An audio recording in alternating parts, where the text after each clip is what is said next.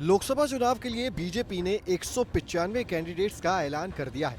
16 राज्यों और 2 केंद्र शासित राज्यों में बीजेपी ने अपने उम्मीदवारों की पहली लिस्ट जारी की है। इस लिस्ट में पश्चिम बंगाल की आसनसोल सीट भी शामिल है।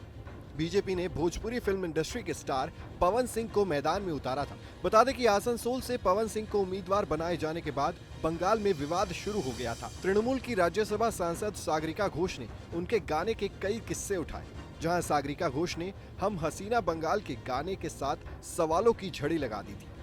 इन सब के बीच पवन सिंह ने एक्स पर पोस्ट कर सनसनी मचा दी। पवन ने आसनसोल लोकसभा सीट से चुनाव लड़ने से साफ इनकार कर दिया। उन्होंने एक्स पर पोस्ट कर इसकी जानकारी दी। पवन ने लिखा, भारतीय जनता पार्टी के शीर्ष नेतृत्व का दिल से आभार प्रकट करता हूं। पार्टी ने मुझ पर विश्वास करके आसनसोल का उम्मीदवार घोषित किया, लेकिन किसी कारणवश मैं आसनसोल से चुनाव नहीं लड़ पाऊंगा। हालांकि अभी तक बीजेपी की ओर से इस पर कोई टिप्पणी नहीं की गई है। बंगाल बीजेपी प्रवक्ता शमिक भट्टाचार्य ने कहा है कि मुझे इस बारे में अभी कुछ नहीं पता, इसीलिए मैं कोई टिप्पणी नहीं करूंगा। उधर पवन सिंह के चुनाव नहीं लड़ने की घोषणा के बाद ममता बनर्जी के भतीजे अभिषेक बनर्जी ने पवन सिंह पर निशाना साधा है। अभिषेक बनर्जी ने सोशल मीडिया पर ट्वीट किया। उन्होंने ट्वीट करके लिखा, पश्चिम बंगाल के लोगों की उद्यमी शक्ति। उन्होंने जंगर्जन हैशटैग का भी इस्तेमाल किया। वहीं डेरेक ओब्रायन ने भी ट्वीट किया, खेल शुरू होने से पहले खेला जाएगा।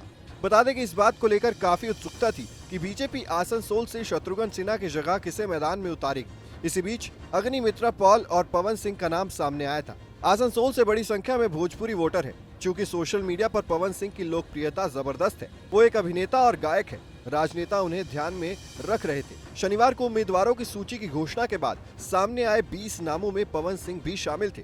हालांकि उनके नाम के ऐलान के बाद एक के बाद एक कई विवाद खड़े हो गए। आपको बता दें कि बीजेपी के उम्मीदवारों की लिस्ट जारी होने से पहले ही पवन सिंह के लोकसभा चुनाव लड़ने की अटकलें चल रही थी। उन्हें बिहार की आरा सीट से भी कैंडिडेट बनाने की अटकलें थी। बीजेपी ने उन्हें बिहार की बजाय पश्चिम बंगाल से चुनावी मैदान में उतारा है। आसनसोल लोकसभा क्षेत्र झारखंड से सटा हुआ है और यहाँ बिहारी मतदाताओं की संख्या ज्यादा है। पवन सिंह यहाँ बीजेपी के लिए बड़ा फैक्टर साबित हो सकते थे।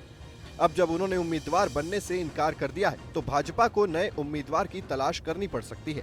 2019 के लोकसभा चुनाव में आसनसोल लोकसभा सीट से बीजेपी के बाबुल सुप्रियो जीतकर सांसद बने थे। बाद में उन्होंने इस्तीफा देकर टीएमसी में शामिल होने का फैसला किया। इसके बाद 2022 में उपचुनाव हुआ। टीएमसी ने इस सीट से शत्रुघ्न सिन्हा को प्रत्याशी बनाया। उन्होंने बीजेपी कैंडिडेट अग्निमित्रा पॉल को करीब 3 लाख वोटों के बड़े अंतर से हराया था। खैर, अब देखना होगा कि बीजेपी पश्चिम बंगाल की आसनसोल सीट से किसे उम्मीदवार बनाती है। Team news nation digital.